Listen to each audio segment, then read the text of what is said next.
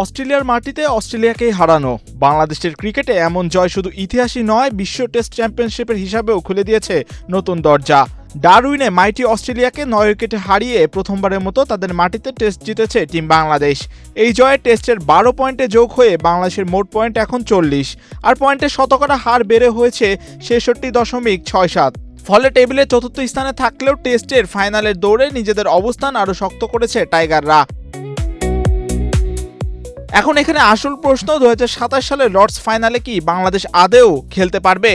সমীকরণটা আসলে কঠিন কিন্তু অসম্ভব নয়। Gold's Gym across 30 plus countries with over 700 plus locations worldwide. Train anywhere, belong everywhere. অস্ট্রেলিয়ার বিপক্ষে সিরিজের শেষ টেস্টটিও এই চক্রে বাংলাদেশের বাকি 7টি ম্যাচ রয়েছে। এরপর ওয়েস্ট ইন্ডিজের বিপক্ষে ঘরের মাঠে 2টি টেস্ট, দক্ষিণ আফ্রিকার মাটিতে 2 টেস্ট ও প্রায় এক দশক পর ঘরের মাঠে ইংল্যান্ডের বিপক্ষে রয়েছে 2 টেস্ট। অর্থাৎ বাংলাদেশের হাতে আছে 84 পয়েন্টের সুযোগ।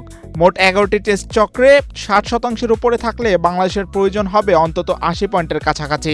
বর্তমান 40 থেকে তাই আরও প্রায় 40 পয়েন্ট দরকার টাইগারদের। 4টি জয় পেলেই 48 পয়েন্ট যোগ হবে, আর মোট 88 পয়েন্টে শতকরা হার দাঁড়াবে 66.67-তে।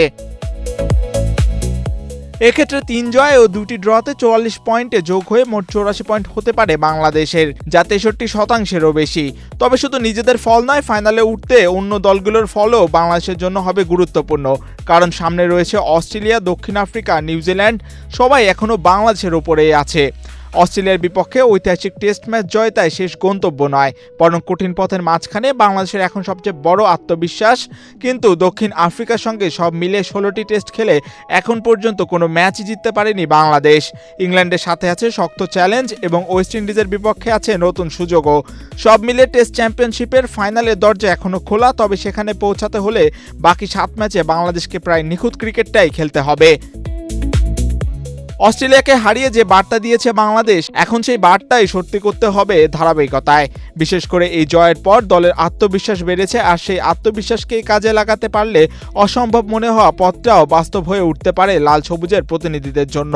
তবে একটি জয় নিয়ে হিসাব শেষ নয়। প্রতিটি ম্যাচের ফল, প্রতিদ্বন্দ্বীদের জয় হার এবং পয়েন্টের শতকরা হার সবকিছু একসঙ্গে মিলিয়ে ঠিক হবে শেষে কারা আসলে টেস্টের ফাইনালের টিকিটটা পাবে। এম মাহিউজ্জামান, বাংলাদেশ প্রতিদিন।